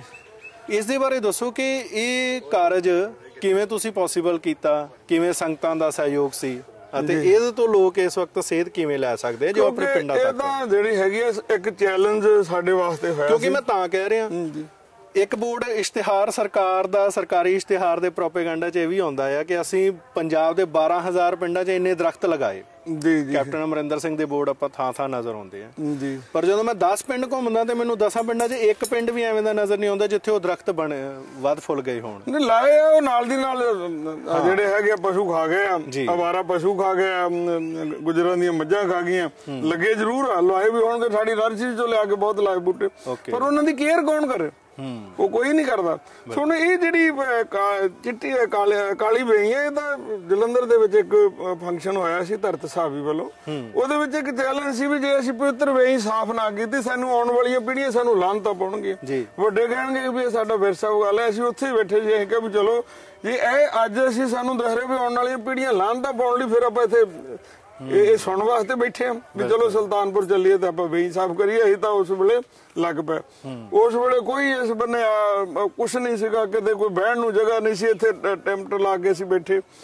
ਬਹੁਤ ਜਿਹੜੀਆਂ ਇੱਥੇ ਬਹਿਣ ਨੂੰ ਵੀ ਬੜਾ ਤੰਗ ਕੀਤਾ ਸਾਨੂੰ, ਬਹੁਤ ਮੁਸੀਬਤਾਂ ਆਈਆਂ, ਗੋਲੀਆਂ ਚੱਲੀਆਂ, ਇੱਥੇ ਰੋਕਦੇ ਰਹੇ, ਬੜਾ ਕੁਛ ਬਰਦਾਸ਼ਤ ਕੀਤਾ। ਪਿੰਡਾਂ 'ਚ ਜਾ ਕੇ ਗੰਦੇ ਪਾਣੀ ਬੰਦ ਕੀਤੇ, ਹਰ ਇੱਕ ਦੇ ਨਾਲ ਵੈਰ ਛੇੜਿਆ, ਸਭ ਕੁਛ ਕਾਹਦੇ ਵਾਸਤੇ ਵੀ ਵੇਈ ਸਾਫ਼ ਹੋਣੀ ਚਾਹੀਦੀ। ਪਰ ਮਹਾਰਾਜ ਨੇ ਬੜੀ ਕਿਰਪਾ ਵੀ ਕੀਤੀ। ਜੇਕਰ ਸਰਕਾਰਾਂ ਨੇ ਨਹੀਂ ਸਾਥ ਦਿੱਤਾ ਤਾਂ ਉੱਪਰਲੀ ਸਰਕਾਰ ਨੇ, ਸੱਚੀ ਸਰਕਾਰ ਨੇ ਸਾਥ ਦਿੱਤਾ। ਜਿਸ ਕਾ ਕਾਰਜ ਤਿਨ ਹੀ ਕੀਆ ਮਾਨਸ ਕਿਆ ਵਿਚਾਰਾ ਰਾਮ। ਗੁਰੂ ਨਾਨਕ ਪਾਤਸ਼ਾਹ ਦੀ ਪਵਿੱਤਰ ਵੇਈ ਸੀ, ਚਰਨ ਸੋ ਪ੍ਰਾਪਤ। ਗੁਰੂ ਨਾਨਕ ਪਾਤਸ਼ਾਹ ਨੇ ਸੰਗਤਾਂ ਦੇ ਅੰਦਰ ਉਹ ਪਿਆਰ ਵਰਵਲਾ ਪੈਦਾ ਕੀਤਾ ਜਿਹਦੇ ਨਾਲ ਜਿਹੜਾ ਹੈ ਸੰਗਤਾਂ ਨੇ ਆਪਣ ਹੱਥੀ ਆਪਣਾ ਆਪੇ ਹੀ ਕਾਜ ਸਵਾਰੀ ਹੱਥਾਂ ਨਾਲ ਗੰਦਗੀ ਕੱਢੀ। ਉਸ ਵੇਲੇ ਸਾਡੇ ਕੋਲ ਮਸ਼ੀਨ ਕੋਈ ਨਹੀਂ ਸੀ, ਕੋਈ ਮਸ਼ੀਨਰੀ ਨਹੀਂ ਸੀ, ਨਾ JCB ਸੀ, ਨਾ ਸਾਡੇ ਕੋਲ ਵੱਡੀ ਮਸ਼ੀਨ ਸੀ। ਹੁਣ ਤਾਂ ਵਾਹਿਗੁਰੂ ਨੇ ਸਾਰਾ ਕੁਝ ਇਹਦਾ ਜਿਹੜੀ ਹੈਗੀ ਹੈ ਸੰਗਤ ਨੇ ਲੈ ਦਿੱਤਾ, ਹੁਣ ਤੈਨੂੰ ਕਰਨਾ ਵੀ ਸੌਖਾ। ਪਰ ਉਸ ਵੇਲੇ ਬੜੀ ਵੱਡੀ ਚੁਣੌਤੀ ਸੀ, ਪਰ ਮਨ ਵਿੱਚ ਸੀਗਾ ਕਿ ਬਾਬੇ ਨਾਨਕ ਦੀ ਵੇਈ ਵਗਣੀ ਚਾਹੀਦੀ, ਅਸੀਂ ਲਾਂਭਤਾ ਨਹੀਂ ਲੈਣਾ ਚਾਹੁੰਦੇ। ਜੇ ਸਾਡੀ ਆਉਣ ਵਾਲੀ ਪੀੜ੍ਹੀਆਂ ਸਾਡੇ ਤੇ ਕਿੰਤੂ ਪ੍ਰੰਤ ਕਰਨਗੀਆਂ ਵੀ ਇਹਨਾਂ ਨੇ ਇਤਿਹਾਸ ਬਦਲ ਦਿੱਤਾ, ਜੋ ਅਸੀਂ ਕਰ ਸਕਦੇ ਉਹ ਤਾਂ ਕਰੀਏ, ਬਾਕੀ ਵਾਹਿਗੁਰੂ ਦੇ ਹੱਥ। ਬਿਲਕੁਲ ਕਰਾਉਣ ਵਾਲਾ ਉਹੀ ਹੈ, ਕਰਨ ਵਾਲਾ ਵੀ ਤੇ ਕਰਾਉਣ ਵਾਲਾ ਵੀ। ਜੇ ਕਰਾਊਗਾ ਅਸੀਂ ਤਾਂ ਸੱਚੇ ਮਨ ਤੋਂ ਲੱਗੇ ਹੋਏ ਆ ਉਦੋਂ ਤੋਂ। ਉਸ ਵੇਲੇ ਵੀ ਇੱਥੇ ਪੱਤਰਕਾਰ ਆਏ ਸੀ ਜਦੋਂ ਸ਼ੁਰੂਆਤ ਕੀਤੀ, ਤੇ ਹਜੇ ਟਰੈਕਟਰੀ ਪਹਿਲੇ ਦਿਨ ਅਸੀਂ ਫੇਰਿਆ ਸੀ, ਕਹਿੰਦੇ ਬਾਬਾ ਜੀ ਤੁਸੀਂ ਐਡਾ ਵੱਡਾ ਕਾਰਜ ਆ, ਪਹਾੜ ਜਿਹੜਾ ਕਾਰਜ ਆ, ਤੁਹਾਨੂੰ ਕਿੱਦਾਂ ਲੱਗਦਾ ਵੀ ਇਹ ਹੋ ਜਾਊਗਾ? ਇਹਨੂੰ ਤਾਂ ਸਰਕਾਰਾਂ ਨਹੀਂ ਕਰ ਸਕੀਆਂ, ਸ਼੍ਰੋਮਣੀ ਕਮੇਟੀ ਤੋਂ ਅਰਬਾਂ ਦੇ ਬਜਟ ਆ ਉਹ ਨਹੀਂ ਕਰ ਸਕੀ, ਤੁਹਾਡੀ ਕਿਵੇਂ ਹਿੰਮਤ ਆ? ਅਸੀਂ ਕਹੋ ਪਾਸਾ ਸਿਆਣ ਬਾਸਾ ਕਹਿੰਦੇ ਬਾਣੀ ਵਿੱਚ, ਬਬਾਣੀਆਂ ਕਹਾਣੀਆਂ ਪੁੱਤ ਸਪੁੱਤ ਕਰੇਨ। ਅਸੀਂ ਕਹਿੰਦੇ ਇੱਕ ਅਸੀਂ ਕਹਾਣੀ ਸੁਣਦੇ ਆ ਸ਼ੀਰੀ ਫਰਿਆਦ ਦੀ, ਪਤਾ ਨਹੀਂ ਉਹ ਸੱਚੀ ਆ ਤੇ ਪਤਾ ਨਹੀਂ ਉਹ ਝੂਠੀ ਆ, ਪਰ ਉਹ ਸਾਡਾ ਧਿਆਨ ਇਹ ਦਿਵਾਉਂਦੀ ਹੈ ਵੀ ਇੱਕ ਬੰਦਾ ਇੱਕ ਲੜਕੀ ਦੀ ਖਾਤਰ ਨਹਿਰ ਕੱਢ ਕੇ ਲਿਆ ਸਕਦਾ, ਤੇ ਕੀ ਗੁਰੂ ਨਾਨਕ ਨਾਮ ਲੈਵਾ ਸੰਗਤਾਂ ਦੁਨੀਆ ਦੇ ਵਿੱਚ ਵਸੀਆਂ ਹੋਈਆਂ, ਤੇ ਕੀ ਅਸੀਂ ਜਿਹੜਾ ਹੈਗਾ ਵੇਈ ਨਹੀਂ ਸਾਫ਼ ਕਰ ਸਕਦੇ? ਸਾਨੂੰ ਵਿਸ਼ਵਾਸ ਹੈ ਸਾਫ਼ ਹੋਊਗੀ, ਮਹਾਰਾਜ ਨੇ ਕਿਰਪਾ ਕੀਤੀ, ਉਹਨੇ ਕਰਵਾ ਲਿਆ। ਬਿਲਕੁਲ ਆਬੋ ਹਵਾ ਨੂੰ ਲੈ ਕੇ ਹਜੇ ਵੀ ਜਾਗਰੂਕਤਾ ਦੀ ਲੋੜ ਹੈ, ਜਿਵੇਂ ਕਿ ਆਪਾਂ ਸਾਰੀ ਗੱਲ ਕਰ ਰਹੇ ਹਾਂ, ਬਹੁਤ ਵੱਡੀ ਲੋੜ ਹੈ। ਇਲੈਕਸ਼ਨ ਆਉਣ ਵਾਲੇ ਆ ਜੀ, ਪਾਰਟੀ ਕਿਸੇ ਦੀ ਵੀ ਬਣੇ, ਸਰਕਾਰ ਕਿਸੇ ਦੀ ਵੀ ਬਣੇ, ਪਰ ਤੁਹਾਡੇ ਮੁਤਾਬਕ, ਕਿਉਂਕਿ ਜਦੋਂ ਵੀ ਆਪਾਂ ਇੱਕ ਪ੍ਰਬੰਧ ਦੀ ਗੱਲ ਕਰਦੇ ਹਾਂ ਉਹਦੇ ਵਿੱਚ ਇੱਕ ਪਾਸੇ ਸਰਕਾਰ ਹੈ, ਦੂਜੇ ਪਾਸੇ ਲੋਕ ਨੇ, ਮਿਲ ਕੇ ਇੱਕ ਪ੍ਰਬੰਧ ਬਣਾਉਂਦੇ ਨੇ, ਉਹ ਕਿਹੜੇ ਪੁਆਇੰਟ ਹੋਣਗੇ ਜਾਂ ਉਹ ਕਿਹੜੇ ਨੁਕਤੇ ਹੋਣਗੇ ਜਿਹੜੇ ਲੋਕਾਂ ਨੂੰ ਅਪਣਾਉਣੇ ਚਾਹੀਦੇ ਨੇ, ਤੇ ਉਹ ਕਿਹੜੇ ਨੁਕਤੇ ਹੋਣਗੇ ਜਿਹੜੇ ਸਰਕਾਰ ਨੂੰ ਧਿਆਨ ਦੇ ਵਿੱਚ ਰੱਖਣੇ ਚਾਹੀਦੇ ਨੇ? ਅਸੀਂ ਕਹਿੰਦੇ ਹਰ ਪੋਲੀਟੀਕਲ ਪਾਰਟੀ ਨੂੰ ਆਪਣੇ ਚੋਣ ਮੈਨੀਫੈਸਟੋ 'ਚ ਗ੍ਰੀਨ ਜਿਹੜਾ ਹੈ ਉਹ ਆਪਣਾ ਚੋਣ ਮੈਨੀਫੈਸਟੋ ਬਣਾਉਣਾ ਚਾਹੀਦਾ ਜੀ, ਤੇ ਉਹਦੇ ਵਿੱਚ ਚੋਣ ਮੁੱਖ ਮੁੱਦਾ ਜਿਹੜਾ ਹੈ ਉਹ এনवायरमेंट ਨੂੰ, ਕਿਉਂਕਿ ਸਮੱਸਿਆ ਬਹੁਤ ਸਾਰੀਆਂ ਜਿੱਥੇ ਹੈਗੀਆਂ, ਜੇ ਬੇਰੁਜ਼ਗਾਰੀ ਵੱਡੀ ਸਮੱਸਿਆ, ਕਿਸਾਨਾਂ ਦੇ ਮਸਲੇ ਵੱਡੀ ਸਮੱਸਿਆ, ਭ੍ਰਿਸ਼ਟਾਚਾਰ ਵੱਡੀ ਸਮੱਸਿਆ, ਐਜੂਕੇਸ਼ਨ ਦਾ ਮੁੱਦਾ ਵੱਡੀ ਸਮੱਸਿਆ। ਪਰ ਜੇਕਰ ਇੱਥੇ ਧਰਤੀ ਤੇ ਰਹਿਣ ਵਾਲਾ ਇਨਸਾਨ ਰਹੂਗਾ ਤੇ ਇਹ ਗੱਲਾਂ ਤਾਂ ਹੀ ਆ ਨਾ ਜੀ। ਜੇ ਸਾਨੂੰ ਸ਼ੁੱਧ ਹਵਾ ਨਹੀਂ, ਸ਼ੁੱਧ ਬਾਣੀ ਨਹੀਂ, ਸ਼ੁੱਧ ਖੁਰਾਕ ਨਹੀਂ, ਲੋਕ ਮਰ ਰਹੇ ਆ, ਤੇ ਇਹ ਜਿਹੜੀਆਂ ਚੀਜ਼ਾਂ ਜਿਹੜੀਆਂ ਹੈਗੀਆਂ ਸਾਨੂੰ ਜਿਹੜੀ ਹੈਗੀ ਹਰ ਪੋਲੀਟੀਕਲ ਪਾਰਟੀ ਨੂੰ ਏਜੰਡੇ ਦੇ ਵਿੱਚ ਲੈਣੀਆਂ ਚਾਹੀਦੀਆਂ ਕਿ ਅਸੀਂ এনवायरमेंट ਮੁੱਖ ਮੁੱਦਾ ਰੱਖੀਏ। ਲੋਕ ਤਾਂ ਤੰਦਰੁਸਤ ਰਹਿਣ, ਲੋਕ ਤੰਦਰੁਸਤ ਰਹਿਣਗੇ, ਸਾਨੂੰ ਆਰਓ ਲਾਉਣਾ ਹੀ ਨਹੀਂ ਪਊਗਾ ਜੀ। ਜੇ ਅਸੀਂ ਪਾਣੀ ਟ੍ਰੀਟ ਕਰ ਲਈਏ ਉੱਥੇ ਜਿਹੜਾ ਸ਼ਹਿਰ ਦਾ ਜਾਂ ਇੰਡਸਟਰੀ ਦਾ, ਉਹ ਖੇਤੀ ਨੂੰ ਲੱਗ ਜਾਏ ਤਾਂ ਬਿਮਾਰੀਆਂ ਆਉਣਗੀਆਂ ਹੀ ਨਹੀਂ। ਬਿਮਾਰੀਆਂ ਤਾਂ ਅਸੀਂ ਆਪ ਪੈਦਾ ਕਰਦੇ ਆ, ਤੇ ਮਗਰੋਂ ਕਹਿੰਦੇ ਤੁਹਾਨੂੰ ਟ੍ਰੀਟ ਕਰਕੇ ਪਾਣੀ ਦੇਵਾਂਗੇ, ਆਰਓ ਲਾ ਕੇ ਦੇਵਾਂਗੇ, ਤੇ ਸਾਰਾ ਕੁਝ ਨਲਾਇਕੀ ਹੈ। ਜੇ ਹੁਣ ਸਾਰੀਆਂ ਪੋਲੀਟੀਕਲ ਪਾਰਟੀਆਂ ਨੂੰ ਅਸੀਂ ਬੇਨਤੀ ਕਰਦੇ ਹਾਂ ਕਿ ਆਪਣਾ ਚੋਣ ਮੈਨੀਫੈਸਟੋ ਵਿੱਚ ਅਸੀਂ 1974 ਦੇ ਐਕਟ ਨੂੰ ਕਿੱਦਾਂ ਲਾਗੂ ਕਰਾਵਾਂਗੇ। ਜੇ 1974 ਦਾ ਐਕਟ ਲਾਗੂ ਹੋ ਜਾਵੇ, ਅਸੀਂ ਦਾਅਵੇ ਨਾ ਕਹਿੰਦੇ ਆ ਕਿਤੇ ਵੀ ਸੜਕ ਦੇ ਕਿਨਾਰੇ ਕੋਈ ਜਿਹੜਾ ਹੈਗਾ ਲਿਫਾਫੇ ਨਹੀਂ ਖਿਲ ਰਹੇ ਹੋਣਗੇ, ਕਿਸੇ ਡਰੇਨ ਵਿੱਚ ਗੰਦ ਨਹੀਂ ਹੋਊਗਾ, ਕਿਸੇ ਦਰਿਆ ਵਿੱਚ ਗੰਦ ਨਹੀਂ ਹੋਊਗਾ, ਕਿਤੇ ਸੋਲਿਡ ਵੇਸਟ ਦੇ ਢੇਰ ਨਹੀਂ ਲੱਗੇ ਹੋਣਗੇ, ਜੇ ਸਰਕਾਰ 1974 ਦੇ ਐਕਟ ਨੂੰ ਐਨਬਨ ਲਾਗੂ ਕਰਾ ਦੇਵੇ। ਗੱਲ ਆ ਕਿ ਇੱਕੋ ਹੀ ਕੰਮ ਕਰ ਦੇਵੇ ਸਰਕਾਰਾਂ, ਕੋਈ ਵੀ ਪਾਰਟੀ ਆਉਂਦੀ 1974 ਦਾ ਐਕਟ ਲਾਗੂ ਕਰਾ ਦੇਵੇ, ਤੇ ਇਹ ਸਮੱਸਿਆ ਸਾਰੇ ਜਿਹੜੇ ਹੈਗੇ এনवायरमेंट ਦੇ ਮਸਲੇ, ਕਿਉਂਕਿ ਐਕਟ ਬਣਿਆ ਹੋਇਆ, ਨਵਾਂ ਕੋਈ ਕਾਨੂੰਨ ਬਣਾਉਣ ਦੀ ਲੋੜ ਨਹੀਂ, ਨਵਾਂ ਕੁਝ ਕਰਨ ਦੀ ਲੋੜ ਨਹੀਂ, ਬਣਿਆ ਹੋਇਆ ਕਾਨੂੰਨ 1974 ਦਾ, ਉਹਨੂੰ ਲਾਗੂ ਕਰਾਉਣਾ ਉਹ ਤਾਂ ਸਰਕਾਰ ਦੀ ਡਿਊਟੀ ਵੀ ਹੈ। ਬੇਈਮਾਨੀ ਕੀਤੀਆਂ ਨਹੀਂ ਉਹਨਾਂ ਨੇ ਲਾਗੂ ਕੀਤਾ, ਨਹੀਂ ਆਪਣੇ ਮਸਲੇ ਹੱਲ ਰੱਖੇ, ਕਿਉਂਕਿ ਜਿਹੜੀ ਸਰਕਾਰ ਬਣ ਜਾਂਦੀ ਹੈ ਉਹ ਸ਼ਹਿਰਾਂ ਦੇ ਵਿੱਚ ਉਹ ਆਪਣੇ ਗਲੀਆਂ ਦੇ ਵਿੱਚ ਇੱਟਾਂ ਲਾ ਦਿਓ, ਆ ਜਿਹੜੇ ਹੈਗੇ ਡਿਵਾਈਡਰ ਬਣਾ ਦਿਓ, ਜਾਂ ਹੋਰ ਕੰਮਾਂ ਤੇ ਪੈਸਾ ਖਰਚਦੀ ਹੈ। ਜਿਹੜੀ ਟ੍ਰੀਟਮੈਂਟ ਪਲਾਂਟ ਜਿਹੜਾ ਲੱਗਾ ਹੋਇਆ ਉਹਨੂੰ ਨਹੀਂ ਚਲਾਉਂਦੇ, ਪਾਣੀ ਟ੍ਰੀਟ ਹੋ ਕੇ ਖੇਤੀ ਨੂੰ ਲੱਗ ਜਾਏ, ਰੌਲਾ ਖਤਮ ਆ। ਗੱਲ ਤਾਂ ਕੁਝ ਵੱਡੀ ਨਹੀਂ ਗੀ, ਪਰ ਜਿਹੜੀ ਹੈਗੀ ਹਰਿਆ ਭਰਿਆ ਵਾਤਾਵਰਨ ਨੂੰ, ਗ੍ਰੀਨਰੀ ਨੂੰ ਵਧਾਉਣਾ ਇਹ ਏਜੰਡੇ 'ਚ ਹੋਣਾ ਚਾਹੀਦਾ। ਸੋ ਸਾਫ਼ ਸਫਾਈ ਏਜੰਡੇ 'ਚ ਹੋਣੀ ਚਾਹੀਦੀ ਹੈ। ਉਹਦੇ ਨਾਲ ਬੇਰੁਜ਼ਗਾਰੀ ਬਹੁਤ ਵੱਡਾ ਮੁੱਦਾ, ਸਾਡੇ ਲੋਕ ਬੱਚੇ ਜਿਹੜੇ ਹੈਗੇ ਰੋਜ਼ ਕੁੱਟ ਖਾਂਦੇ, ਉੱਥੇ ਲਾਠੀਆਂ ਖਾਂਦੇ ਆ, ਸੋ ਕਾਹਦੇ ਵਾਸਤੇ ਖਾਂਦੇ? ਨੌਕਰੀ ਭਾਲਦੇ ਆ, ਬਾਹਰ ਨੂੰ ਦੌੜ ਰਹੇ ਆ, ਸਾਡਾ ਬ੍ਰੇਨ ਡਰੇਨ ਹੋ ਰਿਹਾ, ਬਾਹਰ ਨੂੰ ਜਾ ਰਹੇ, ਕਿਉਂ ਜਾ ਰਹੇ ਆ? ਇੱਥੇ ਸਿੱਧਰ ਪੈਂਦੇ, ਇਸ ਕਰਕੇ ਅਗਲਾ ਕਹਿੰਦਾ ਉੱਥੇ ਜਾ ਕੇ ਕੋਈ ਨਾ ਮਿਹਨਤ ਕਰਕੇ ਅਸੀਂ ਰੋਟੀ ਖਾ ਲਾਂਗੇ। ਸੋ ਜਿਹੜੀ ਹੈਗੀ ਕਿਸਾਨਾਂ ਦਾ ਮਸਲਾ ਬਹੁਤ ਵੱਡਾ ਮਸਲਾ, ਜਿਹੜਾ ਕਿਸਾਨ ਖੁਦਕਸ਼ੀਆਂ ਕਰ ਰਹੇ ਹਨ, ਇਹਦੇ ਬਾਰੇ ਵੀ ਸਰਕਾਰਾਂ ਨੂੰ ਸੋਚਣਾ ਚਾਹੀਦਾ। ਭ੍ਰਿਸ਼ਟਾਚਾਰ ਸਭ ਤੋਂ ਮਾੜਾ ਮੁੱਦਾ ਜਿਹੜਾ ਕਿ ਆਮ ਲੋਕਾਂ ਦਾ ਜਿਹੜਾ ਹੈਗਾ ਜਿਉਣਾ ਹਰਾਮ ਕੀਤਾ ਹੋਇਆ, ਲਾਅ ਐਂਡ ਆਰਡਰ ਇਹ ਵੱਡੀ ਸਮੱਸਿਆ ਬਣਿਆ ਹੋਇਆ। ਇਹ ਸਾਰੇ ਮੁੱਦੇ ਜਿਹੜੇ ਹੈਗੇ ਸਰਕਾਰਾਂ ਨੂੰ ਏਜੰਡੇ ਤੇ ਲੈਣੇ ਚਾਹੀਦੇ ਆ, এনवायरमेंट ਨੂੰ ਮੁੱਖ ਮੁੱਦਾ ਬਣਾਉਣਾ ਚਾਹੀਦਾ ਜੀ। ਪਿਆਰੇ ਦਰਸ਼ਕੋ, ਇਸ ਨੂੰ ਇਸ ਤਰ੍ਹਾਂ ਹੀ ਸਮਝ ਸਕਦੇ ਹੋ ਕਿ ਜਦੋਂ ਸੰਤ ਬਲਬੀਰ ਸਿੰਘ ਸੀਚੇਵਾਲ ਕਹਿੰਦੇ ਨੇ ਕਿ ਇੱਕ ਗ੍ਰੀਨ ਮੈਨੀਫੈਸਟੋ ਹੋਣਾ ਚਾਹੀਦਾ, ਉਹ ਜ਼ਰੂਰੀ ਕਿਉਂ ਹੈ? ਆਬੋ ਹਵਾ ਨੂੰ ਸਿਰਫ ਹਵਾ, ਪਾਣੀ ਜਾਂ ਮਿੱਟੀ ਨਾਲ ਨਾ ਸਮਝੋ। ਬੰਦਾ 5 ਤੱਤਾਂ ਦਾ ਪੁਤਲਾ ਮੰਨਿਆ ਜਾਂਦਾ ਹੈ ਅਤੇ ਆਬੋ ਹਵਾ, ਪਾਣੀ, ਮਿੱਟੀ ਦਾ ਸਾਡੇ ਨਾਲ ਬਹੁਤ ਗੂੜਾ ਰਿਸ਼ਤਾ ਆ। ਇਹ ਰਿਸ਼ਤਾ ਟੁੱਟਣ ਦਾ ਹੀ ਨਤੀਜਾ ਹੈ ਕਿ ਸਾਡੀਆਂ ਖੁਰਾਕਾਂ ਕਮਜ਼ੋਰ ਨੇ ਤੇ ਬੰਦਾ ਕਮਜ਼ੋਰ ਹੈ। ਜਿਵੇਂ ਕਿ ਜਿਹੋ ਜਿਹਾ ਪਾਣੀ ਹੈ ਤੇਹੋ ਜਿਹਾ ਪ੍ਰਾਣੀ ਹੈ, ਜਿਹੋ ਜਿਹਾ ਦੁੱਧ ਹੈ ਤੇਹੋ ਜਿਹੀ ਬੁੱਧ ਹੈ। ਸਾਡੀ ਖੁਰਾਕ ਦੀ ਗੁਣਵੱਤਾ ਖਤਮ ਹੋਣ ਦਾ ਨਤੀਜਾ ਹੈ ਕਿ ਤੁਸੀਂ ਦੇਖੋ ਕਿ ਅੱਜ ਤੋਂ ਦਹਾਕਿਆਂ ਪਹਿਲਾਂ ਸਾਡੇ ਕੋਲ ਇਸ ਤਰ੍ਹਾਂ ਦਾ ਕੋਈ ਪ੍ਰਬੰਧ ਨਹੀਂ ਸੀ ਜਾਂ ਇਸ ਤਰ੍ਹਾਂ ਦਾ ਕੋਈ ਜ਼ਿਕਰ ਨਹੀਂ ਸੀ। ਹੁਣ ਇਨਫਰਟੀਲਿਟੀ ਕੇਸ ਵੱਧ ਰਹੇ ਨੇ, ਮਾਵਾਂ ਬੱਚੇ ਨਹੀਂ ਜੰਮ ਰਹੀਆਂ। ਲਗਾਤਾਰ ਡਾਕਟਰ ਕਹਿ ਦਿੰਦਾ ਹੈ ਕਿ ਨਾਰਮਲ ਡਿਲੀਵਰੀ ਨਹੀਂ ਹੋ ਸਕਦੀ, ਸਿਜ਼ੇਰੀਅਨ ਹੀ ਹੋਵੇਗਾ। ਸਿਜ਼ੇਰੀਅਨ ਕੇਸ ਵੱਧ ਰਹੇ ਨੇ ਅਤੇ ਇਹ ਸਾਰਾ ਉਸੇ ਦਾ ਨਤੀਜਾ ਹੈ ਕਿ ਅਸੀਂ ਆਪਣੇ ਆਲੇ ਦੁਆਲੇ ਦੀ ਆਬੋ ਹਵਾ ਬਾਰੇ ਨਹੀਂ ਸੋਚਦੇ।